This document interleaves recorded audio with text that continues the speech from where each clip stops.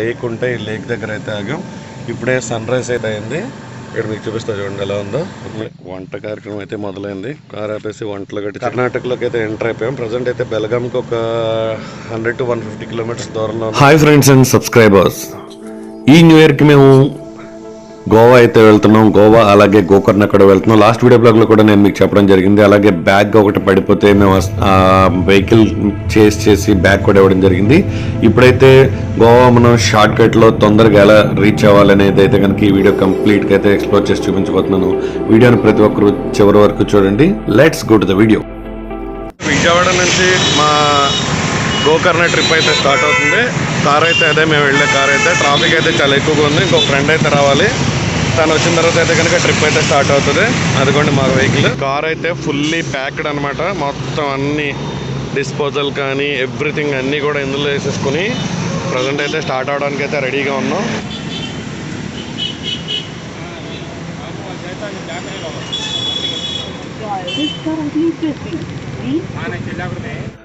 Video చూస్తున్న ప్రతి ఒక్కరికి చిన్న రిక్వెస్ట్, వీడియోని చూసిన తర్వాత వీడియోపై మీ అభిప్రాయాలు కామెంట్ సెక్షన్లో కామెంట్ చేయండి. వీడియో ఎలా ఉంది, ఇంకా ఎలా తీయాలి, అదేవిధంగా మీరు ఇచ్చే ప్రతి లైక్ ప్రతి కామెంట్ నేను మరింత మంచి వీడియోస్ చేయడానికి నాకు హెల్ప్ అవుతుంది.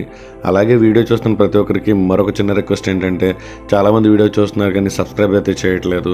ప్లీజ్ మీరు సబ్స్క్రైబ్ చేయడం ద్వారా ఈ వీడియో రీచ్ అయితే పెరుగుతుంది. సో వీడియో చూస్తున్న ప్రతి ఒక్కరు కూడా ఛానల్ని సబ్స్క్రైబ్ చేయండి. అలాగే ప్రక్కన ఉన్నటువంటి బెల్ ఐకాన్ని ఆల్లో పెట్టుకోవడం ద్వారా మన ఛానల్ని చూసేటటువంటి ప్రతి వీడియో కూడా నోటిఫికేషన్ రూపంలో మీ మొబైల్లో రావడం జరుగుతుంది. ఇందాక ఆకలి తీర్చావుగా ఆకలి మా తమ్ముడికి, మరి నాకు ఎవరు తినొద్దన్నారు? నిన్ను తమ్ముడికి పెట్టావు కావాల్సిన, పెద్ద తమ్ముడికి పెట్టుకోలేదు. ఈ గోకర్ణ అలాగే గోవా ట్రిప్లోనైతే ఇదే మా మొదటి టోల్ ప్లాజా అనమాట. అంటే మేము మొదటి టోల్ కట్టేది ఇక్కడేనమాట. అది విజయవాడ హైదరాబాద్ మధ్యలో ఉన్నటువంటి ఫస్ట్ టోల్ ప్లాజా అనమాట. అలాగే ఇది మా సెకండ్ టోల్ అనమాట. అంటే సెకండ్ టోల్ కూడా మేము ఆల్రెడీ కట్టేయడం జరిగింది. ఇది కూడా విజయవాడ హైదరాబాద్ మధ్యలో ఉన్నది. సో ఇక్కడ నుంచి అయితే కనుక మా జర్నీ చాలా ఫాస్ట్గానే సాగిందని చెప్పాలి. యాక్చువల్గా ఈ ట్రిప్కి వెళ్ళడానికి మెయిన్ రీజన్ ఏంటంటే, ఎవరైతే మా మెయిన్ గ్రూప్లో ఫ్రెండ్ ఎవరైతే ఉన్నారో నవీన్ గారి బర్త్డే అనమాట.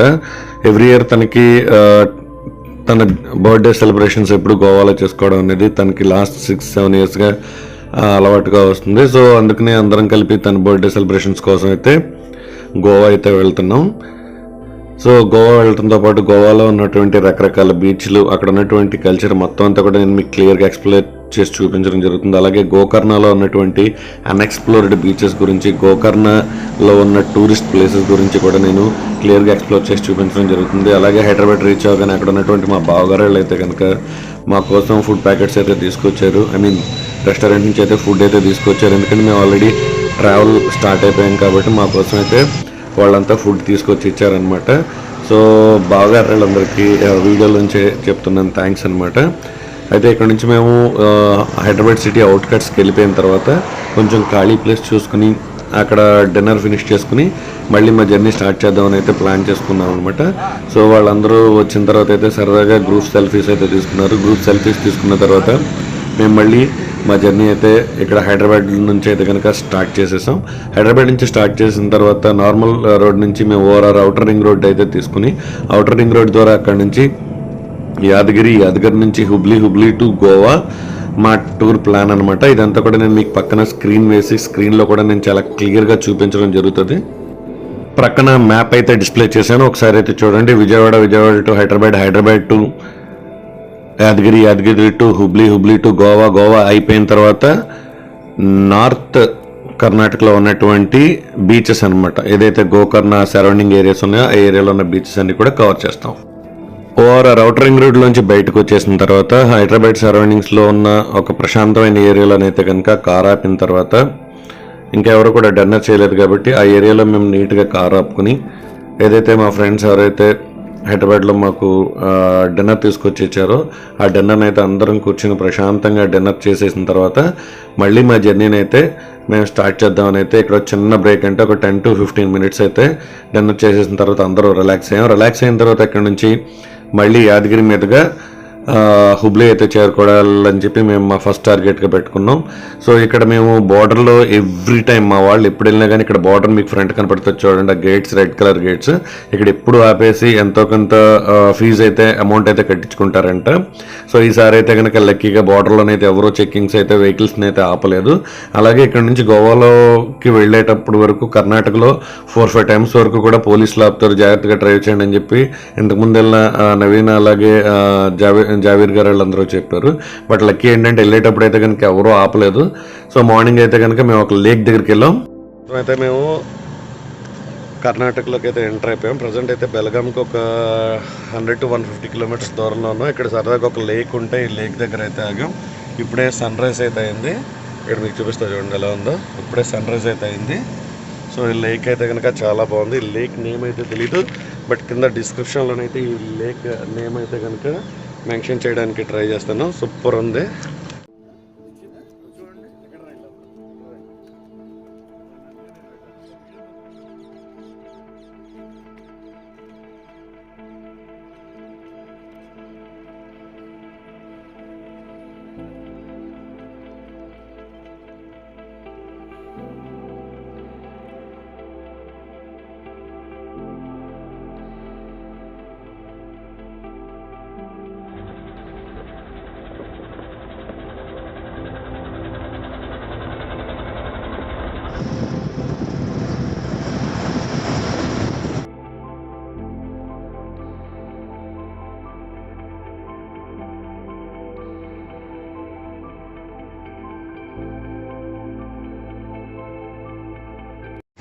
లేక్ దగ్గర నుంచి ఫ్రంట్కి వచ్చేసిన తర్వాత ఇక్కడ రైట్ సైడ్ ఉన్నటువంటి పెట్రోల్ బంక్లోనైతే ఫ్రెష్ అవ్వడానికి అయితే ఆగామన్నమాట. ఇక్కడ ఉన్నటువంటి పెట్రోల్ బంక్లో బ్రష్ చేసేసిన తర్వాత బాత్రూమ్స్ అలాగే ఉంటాయి కదండి మనకి మార్నింగ్ వర్క్స్ అన్నీ ఉంటాయి కదా, అవన్నీ ఫినిష్ చేసుకుని ఇక్కడ నుంచి అయితే స్టార్ట్ అవుదామని అయితే రెడీ అవుతున్నాం. ఇప్పుడైతే మేము బెలగాంకి ఒక 100 కిలోమీటర్స్ డిస్టెన్స్లో అయితే ఉన్నాము. ప్రజెంట్ ఇక్కడ ఉన్నటువంటి ఈ టోల్ ప్లాజా కాదు సారీ, ఇక్కడ ఉన్నటువంటి ఈ పెట్రోల్ బంక్లో ప్రజెంట్ అయితే ఫ్రెష్ అయిపోయాం అనమాట. బ్రష్ చేసుకుని ఫ్రంట్ ఎక్కడైనా మంచిగా టిఫిన్ దొరికితే అక్కడ చేసిన తర్వాత ఇక్కడ నుంచి అయితే బెల్గాం వెళ్ళిపోతాం. ఈరోజు నైట్ అయితే మ్యాక్సిమం మేము బెల్గాంలో స్టే చేసి రేపు మార్నింగ్ అయితే కనుక గోవా వెళ్దాం అని అయితే అనుకుంటున్నాం. యాక్చువల్గా మా డైరెక్ట్ ఫస్ట్ ట్రిప్ అయితే కనుక గోకర్ణ అనుకున్నాం, బట్ అయితే ప్లాన్లోనైతే కొంచెం చేంజెస్ అయితే వచ్చినాయి ట్రిప్లోని. సో ఇప్పుడైతే బెల్గాం వెళ్తున్నాం. రేపు మార్నింగ్ మళ్ళీ గోవా, ఎల్లుండి అంటే ఫస్ట్ నైట్ మళ్ళీ మేము గోవా నుంచి గోకర్ణ అయితే వెళ్తున్నాం. మళ్ళీ రేపు నేను ప్లాన్ డీటెయిల్స్ అన్నీ మళ్ళీ నేను మీ అందరికి ఎక్స్ప్లెయిన్ చేయడం జరుగుతుంది. మీరు ముందు చూస్తున్నారు కదా AP27CA అని చెప్పి, ఇది కూడా ఏపీ వెహికల్ అనమాట. వీళ్ళు కూడా గోవా వెళ్తున్నారు మా ముందు. అలాగే TS నుంచి వచ్చినటువంటి 2 బైక్స్ కూడా డైరెక్ట్గా TS నుంచి గోవా వరకు బైక్స్ మీద అయితే కనుక వెళ్తున్నారు. ఈ 30 నుంచి 1st, 2nd వరకు అయితే కనుక ఈ క్రౌడ్ ఇలాగే ఉంటుందట. 2 తెలుగు రాష్ట్రాల నుంచి చాలా ఎక్కువ మంది అయితే మన గోవా కానీ ఈ చుట్టుపక్కల ప్రాంతాల్లో ఉన్నటువంటి ఈ కర్ణాటక సరౌండింగ్స్లో అయితే ఎక్కువగా ట్రావెల్ చేస్తారని అయితే తెలుస్తుంది. అలాగే మీరు ఇక్కడ చూసుకుంటే కనుక ఎవరైతే ఇలా ట్రావెలర్స్ ఉంటారో వాళ్ళందరికీ ఇలాంటి పెట్రోల్ బంక్స్ కానీ ఈ పెట్రోల్ బంక్స్లో ఉండేటటువంటి టాయిలెట్స్ కానీ చాలా బాగా ఉపయోగపడుతూ ఉంటాయి. బ్యాక్ సైడ్ అయితే లగేజ్ అంతా ఫుల్ లోడ్ అయిపోయింది అనమాట, అసలు ఎక్కడా ఖాళీ లేదు. సో అందుకే నా బ్యాక్ సైడ్ ఇక్కడ కింద చూడండి, ఇక్కడ ఒక వాటర్ బాటిల్స్ బాక్స్ ఉంది. అలాగే ఇక్కడ చూసారంటే ఇక్కడ ఒక వాటర్ బాటిల్స్ బాక్స్ పెట్టేసుకున్నాం అనమాట. అంటే బయట వాటర్ తాగడం అనేది నీట్ లేకుండా అనమాట. వాటర్ బాటిల్స్ అయితే లోపల పెట్టుకోవాల్సి వచ్చింది. డిక్కీ ఆల్మోస్ట్ ఫుల్ అయిపోయింది. ఇంకొకసారి ప్రజెంట్ కార్ లోపల ఉన్నటువంటి కండిషన్ అయితే చూపిస్తున్నా చూడండి. వాటర్ బాటిల్స్ లోపల పెట్టడానికి అంటే డిక్కీలో పెట్టడానికి స్పేస్ లేక ఇక్కడ ఫ్రంట్ ఒక బాక్స్, అలాగే బ్యాక్ ఇక్కడ నా సీట్ బ్యాక్ సైడ్ ఇక్కడ ఒక బాక్స్ పెట్టేసుకున్నాం అనమాట. అలాగే బెడ్షీట్స్ పెట్టడానికి స్పేస్ లేక బెడ్షీట్స్ని ఏం చేసామంటే కొంచెం కుషన్ ఎక్కువ ఉంటుందని చెప్పి ఇట్లా సీట్స్ మీద వేసుకున్నాం అనమాట బెడ్షీట్స్ని. అలాగే బ్యాక్ సైడ్ చూస్తే ల్యాప్టాప్ బ్యాగ్స్, టిష్యూస్, స్నాక్స్ అవన్నీ కూడా బ్యాక్ సైడ్ మీరు చూడొచ్చు. పెట్రోల్ బంక్లో ఫ్రెష్ అయిపోయి ఫ్రంట్కి వచ్చిన తర్వాత చూస్తే కనుక ఇక్కడ పెద్ద పెద్ద గాలి పంకాలు అనమాట. అది విండ్ పవర్ తయారు చేస్తారు కదా అవన్నమాట. చూస్తుంటే కొత్త ఫీలింగ్ కలిగింది. అంతే దగ్గర ఆగేదా ఇంకా ఆగలేదా? ఆగుతాం, మెల్లగా వెళ్తున్నాం. సరే టిఫిన్ చేశారా? టూర్ ప్లాన్లో చాలా చేంజెస్ అనుకున్నాం. ఫస్ట్ అయితే మేము హుబ్లీ వెళ్దాం అనుకున్నాం. హుబ్లీ కాకుండా బెలగాం మీదుగా అయితే మేము వస్తున్నాం. బెలగాం నుంచి వచ్చేటప్పుడు ఏం చేసామంటే ఆన్ ద వేలో చికెన్ అలాగే కూరగాయలు కొన్ని తీసేసుకున్నాం అనమాట. ఎందుకంటే మేము మార్నింగ్ బ్రేక్ఫాస్ట్ కూడా చేయలేదు, డైరెక్ట్గా లంచ్ అయితే ప్రిపేర్ చేస్తున్నాం. ప్రజెంట్ అయితే మేము చికెన్ కర్రీ వండుతున్నాం. ప్రజెంట్ మా కార్ కండిషన్ అయితే ఇలా ఉంది. ఆపుకొని వంట కార్యక్రమం అయితే మొదలైంది. కార్ ఆపేసి వంటలు గట్టి చేయడానికి అయితే ఇప్పుడు బ్యాచ్ అంతా రెడీ అయిపోయింది. Let's go. బెలగాం నుంచి గోవాకి ఒక 120-130 కిలోమీటర్స్ ఉందనగా మేము మధ్యలో ఒక ఫారెస్ట్ ఏరియాలో ఆగిపోయి నీట్గా చికెన్ కర్రీ అలాగే రైస్ తీసేసుకున్నాం అనమాట. దాంతోపాటు ఏంటంటే మా వాళ్ళు వాటర్ బాటిల్స్ కానీ బయటకు వెళ్ళినప్పుడు, అంటే మా దగ్గర మేము తెచ్చుకున్న వాటర్ బాటిల్స్ అయిపోయాక వాటర్ బాటిల్స్కి వెళ్ళినప్పుడు అక్కడ నుంచి కొన్ని రోటీ తీసుకొచ్చారు. అలాగే మేము వెళ్తా మేము క్యాంప్కి వెళ్ళేటప్పుడు అక్కడ మేము బాబిక్యూ చేసుకోవడానికి ఈ బాబిక్యూ సెట్ కూడా తీసుకెళ్ళాం అనమాట. హ్యాపీగా దాని మీద బాబిక్యూ చేసుకుని చాలా బాగా కుదిరింది బాబిక్యూ అయితే.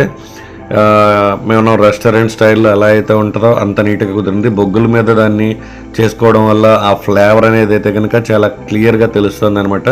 లైట్గా ఒక్కొక్క ఆయిల్ డ్రాప్ వేసి అక్కడ కొంచెం మేము లంచ్ అయిపోయిన తర్వాత ఈ సెట్టింగ్ పెట్టుకున్నాం అనమాట. ఎందుకంటే కొంచెం ఫ్రీగా ఉంటాం కాబట్టి. యాక్చువల్గా మేము నైట్ అయితే కనుక ఈ ఫారెస్ట్ ఏరియాలో రోడ్డు పక్కన క్యాంప్ వేసుకుందాం అని చెప్పి అంతా ప్రిపేర్ అయ్యాం. బట్ ఈవినింగ్ అయితే కనుక ఆ ప్లాన్ కూడా కొంచెం చేంజ్లో అయితే జరిగిందని చెప్పాలి. ఎందుకంటే కొంతమంది ఫారెస్ట్ ఆఫీసర్స్ వచ్చి ఈ ఏరియాలోనైతే కనుక ఎలుగుబంట్లు ఎక్కువగా తిరుగుతాయి, సో నైట్ అయితే ఇక్కడ మీరు క్యాంప్ చేయొద్దు అన్నారు. అలాగే ఇక్కడ ఉన్నటువంటి చిన్న గ్రౌండ్లో ఈ లోకల్గా ఉన్నటువంటి ట్రైబల్ కుర్రాళ్ళు అయితే ఆర్మీ ట్రైనింగ్ కోసం అయితే చాలా దారుణమైన ప్రాక్టీస్ అయితే చేస్తున్నారు. చూడండి వాళ్ళు ఎంత దారుణంగా చేస్తున్నారు. అలాగే ఇక్కడ మేము నైట్ క్యాంపింగ్ కోసం వేసుకున్నటువంటి టెంట్లు అనమాట. ఇవి 2 టెంట్లు అనమాట. 5 మెంబర్స్ వచ్చాం. ఒక అతను కార్లో పడుకుంటున్నారు, ఇద్దరు కలిపి చెరుకో టెంట్లో పడుకుందామని అయితే ఫిక్స్ అయ్యాం. కానీ ఆర్మీ వాళ్ళు అన్నాను, లోకల్ ఫారెస్ట్ రేంజర్స్ వచ్చి అయితే కనుక ఈ ఏదైతే లేక్ కనబడుతుందో ఈ లేక్ దగ్గరికి అయితే కనుక నైట్ టైం ఈవినింగ్ టైం ఈ ఎలుకబంట్లు బెడదైనది ఎక్కువగా ఉంటుంది, ఈ లేక్ దగ్గరికి వస్తూ ఉంటాయని చెప్పారు. సో ఇది రోడ్డు అనమాట. అలాగే రోడ్డు ప్రక్కన కొంచెం లోపలికి మేము టెంట్స్ వేసుకుని కార్ అక్కడ పెట్టుకున్నాం. సో వాళ్ళు వచ్చిన తర్వాత ఇంకా పద్ధతిగా చెప్పారు కాబట్టి ఈ ఏరియా కొంచెం డేంజరస్ అనిపించి ఈవినింగ్ వరకు స్టే చేసి ఈవినింగ్ నుంచి అయితే మళ్ళీ మేము నైట్కి నైట్ గోవా వెళ్ళిపోతాం. ఈ 120 కిలోమీటర్స్ కొట్టేసిన తర్వాత గోవా దగ్గరలోకి వెళ్ళి ఆగాలని అయితే మేము అనుకున్నాం అనమాట. అలాగే మేము గోవా రీచ్ అయిపోయిన తర్వాత ఇది గోవా బస్ స్టాండ్. అలాగే గోవా అవుట్కట్స్లోనైతే మాకు ఏదైనా ప్లేస్ దొరికితే ఆ ప్లేస్లో మా వెహికల్ ఆపేసి అక్కడ నీట్గా క్యాంపింగ్ చేసుకుని మార్నింగ్ అంటే 31st మార్నింగ్ మనం గోవా బీచెస్ లోపలికి వెళ్దామని అయితే ఫిక్స్ అయ్యాం. గోవా ఎంటర్ అయిన దగ్గర నుంచి చూస్తున్నామండి, ఎక్కడ చూసినా చర్చెస్ అన్నిటికి లైటింగ్, అలాగే రోడ్డుకి 2 వైపులా మ్యాక్సిమం లైటింగ్ పెట్టారనమాట.